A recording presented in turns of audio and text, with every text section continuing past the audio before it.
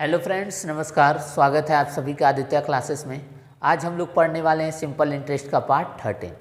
तो चलिए वीडियो को शुरू करते हैं।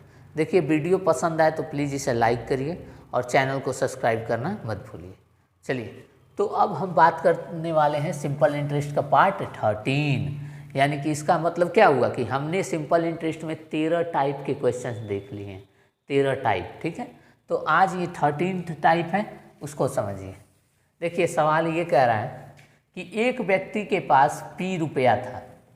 एक व्यक्ति के पास कितना रुपया था? P रुपया था। उसने क्या किया? P रुपये को 3 भागों में बांट दिया।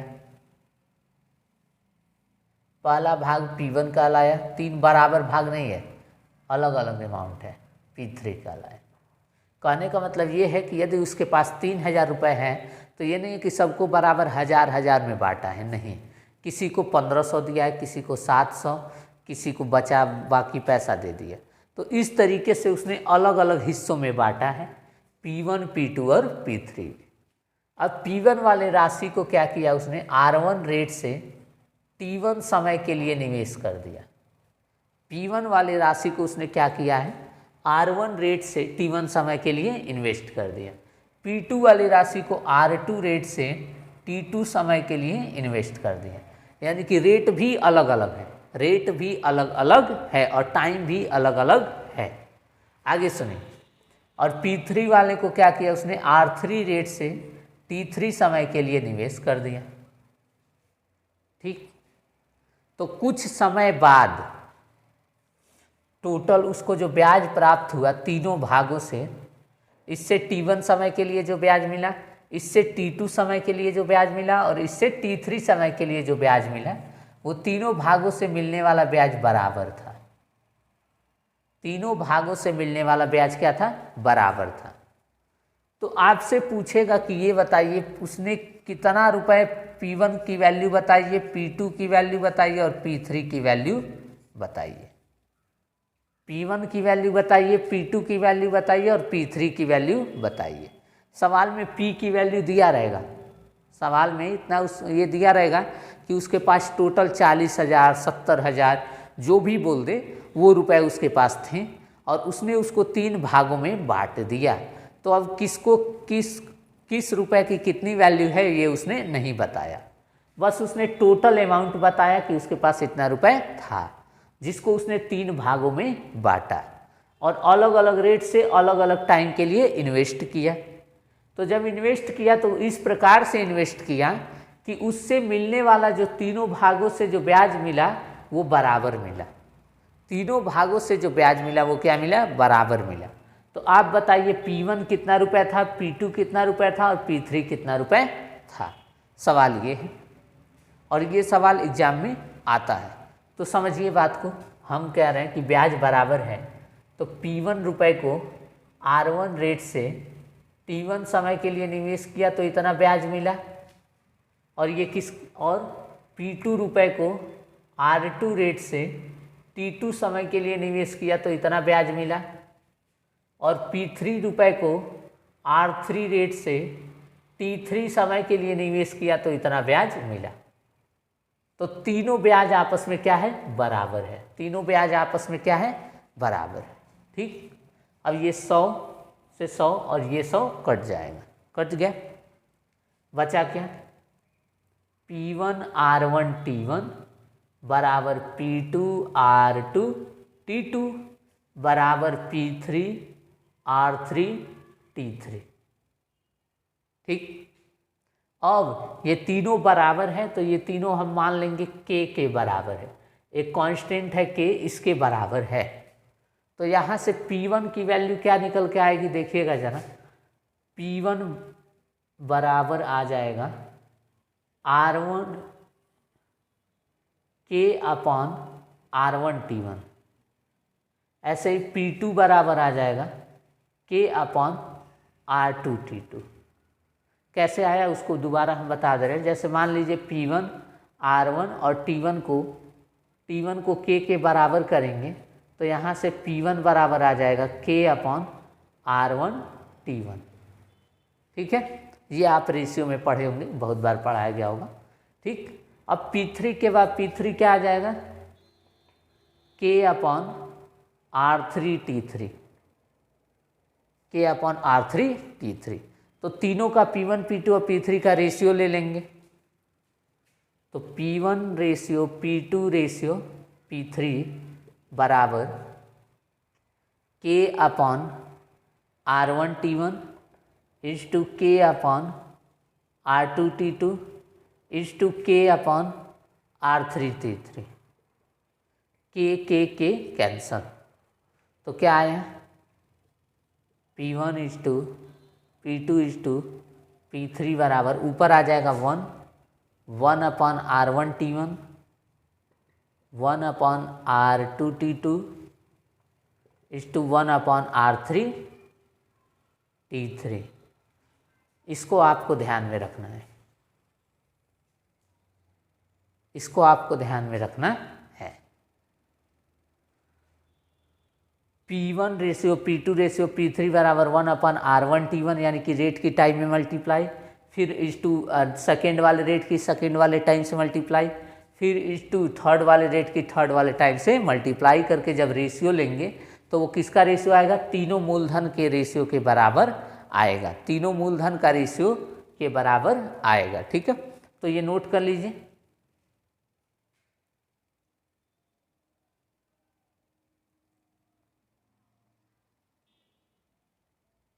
डायरेक्ट देखिए कई यूट्यूब चैनल पर आपको डायरेक्ट यहाँ से कराया जाता है, लेकिन हमने आपको डिराइव करके पूरा बता दिया कि ये आया कहाँ से, ये आया कहाँ से। ठीक है, चलिए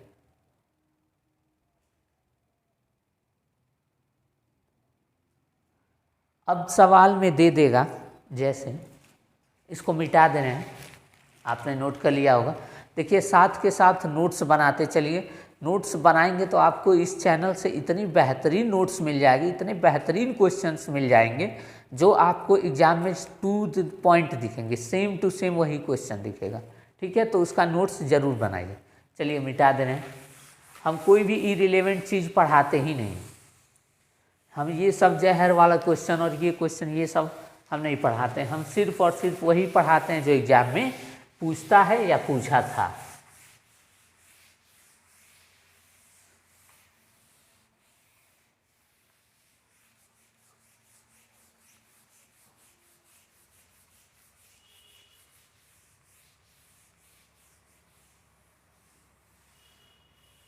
चलिए देखिए, मान लीजिए सवाल में कह देगा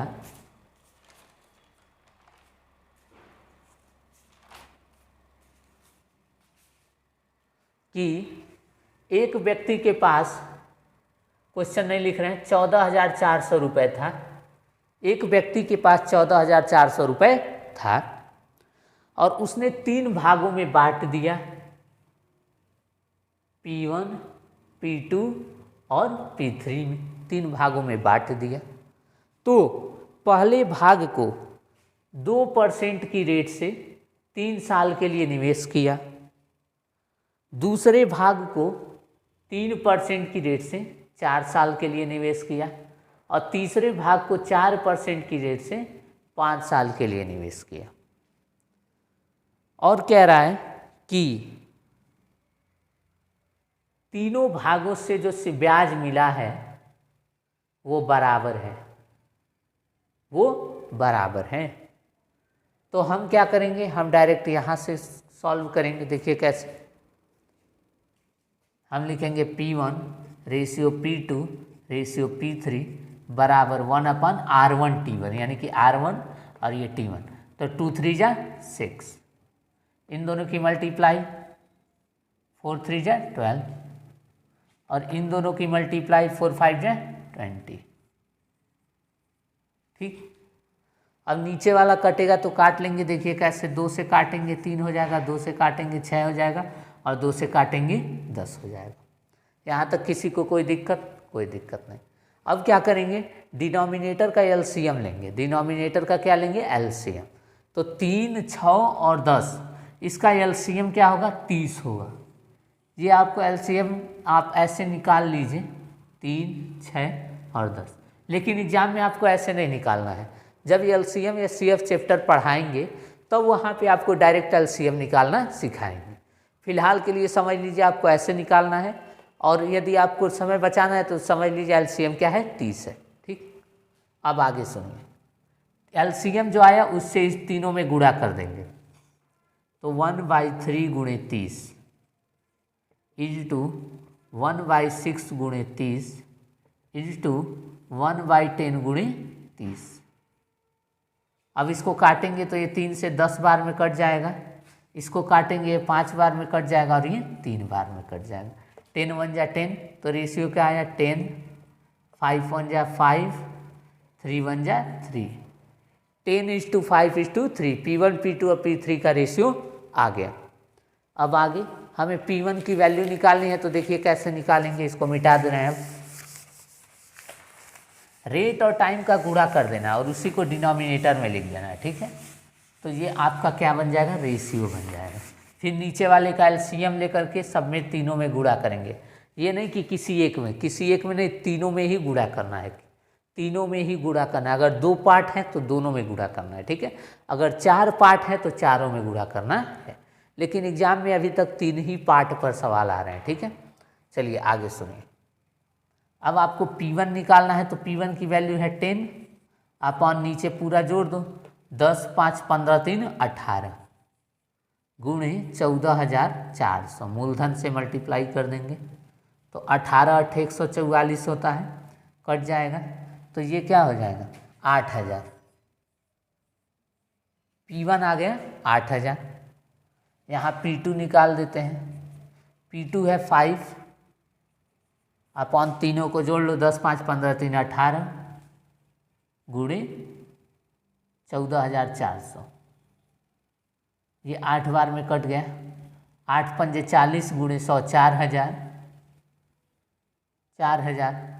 और P3 निकालना है तो 8 और 4 12,000, कितना बचा 2,400, तो P3 बन गया 2,400। आ गया P1 P2 और P3 की वैल्यू। आपको यहाँ से सॉल्व करना है और यहाँ तक इसको करना है। ठीक है, और ये डायरेक्ट आपको मेंटली आपको निकल के आ जाएगा, ये 6 ये 12 ये 20 कैसे आया है, रेट की टाइम में मल्टीप्लाई किया है, रेट की टाइम में मल्टीप्लाई, रेट की टाइम में मल्टीप्लाई, 4 5 या 20, रेट की टाइम में मल्टीप्लाई। ठीक है, फिर उसके बाद हमने क्या किया, कटेगा तो काट लेंगे और नहीं कटेगा तो फिर उसके बाद क्या करेंगे, एलसीएम ले लेंगे, एलसीएम ले लेंगे। ठीक है, तो जब एलसीएम लेंगे तो एलसीएम में हम क्या करेंगे, एलसीएम ऐसे निकालेंगे या फिर आप डायरेक्ट निकालेंगे जब हम एलसीएम एचसीएफ चैप्टर पढ़ेंगे तब अभी के लिए आप ऐसे ही निकालिए। तो एलसीएम आ जाएगा 30, तो जो एलसीएम आएगा उसमें सब में 30 से गुणा कर देंगे, उसमें सब में किससे गुणा कर देंगे, 30 से गुणा कर देंगे। तो जब 30 से गुणा करेंगे तो 30 से ये कितने, 3 से ये 30 कितनी बार में जाएगा, 10 बार में, 6 से 30 कितनी बार में जाएगा, 5 बार में, और इसका इसमें मल्टीप्लाई भी करना है। तो 10 1 जा 10, यहाँ 2 रहता है या यहाँ 5 रहता है तो 5 5 जा क्या लिखते हैं यहाँ 25, इसका इसमें मल्टीप्लाई भी करना है, ये आपको पता ही होगा।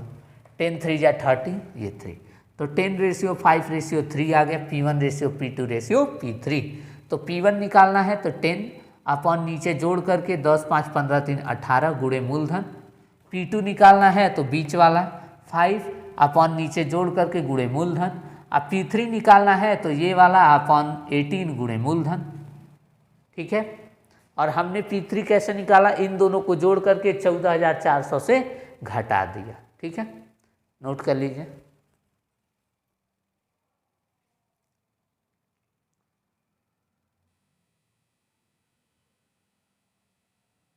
$14,400 नहीं दिख रहा था, कट गया है।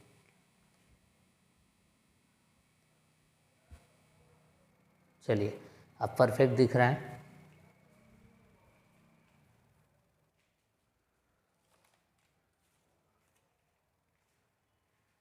मिटा देते हैं।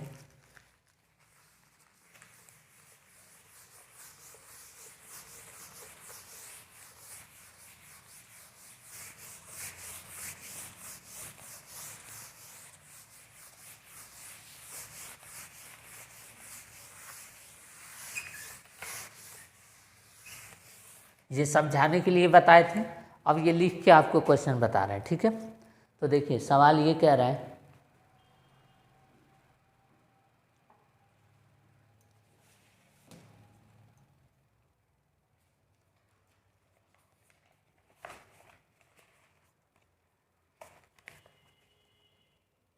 सेकंड वाला,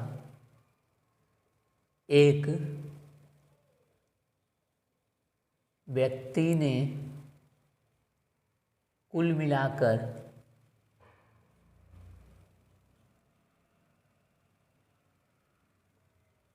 कुल मिलाकर 9,000 रुपये का निवेश 3 भागों में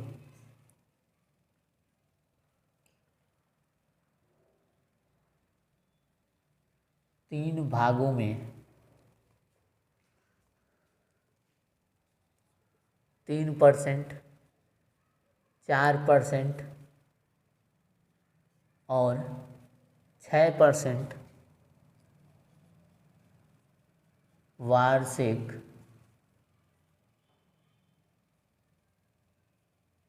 साधारण ब्याज पर किया।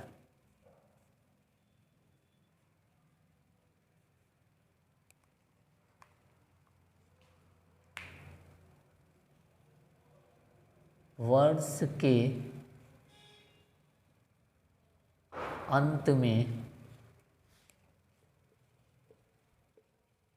तीनों भागों से प्राप्त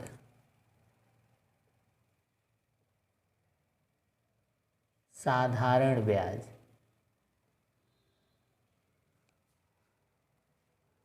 बराबर हुआ।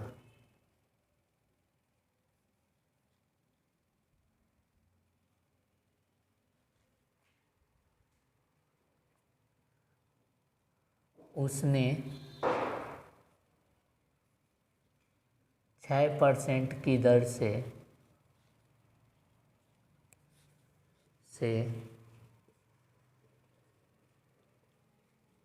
कितना रुपया निवेश किया।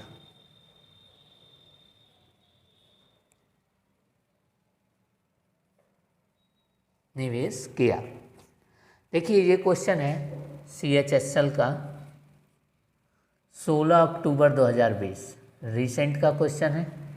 शिफ्ट फर्स्ट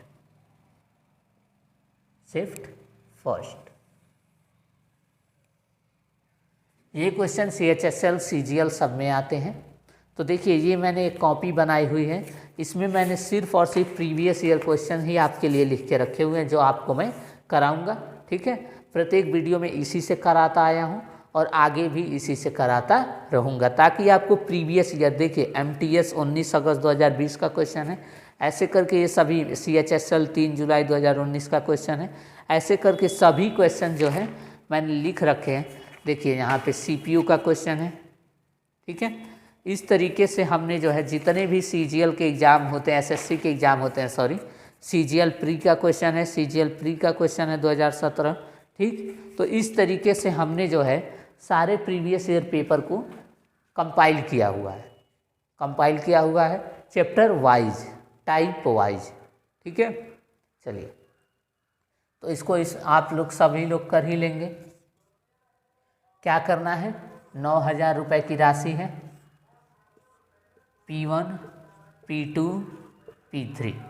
P1 को 3% की दर से, P2 को 4% की दर से, P3 को 6% की दर से निवेश किया।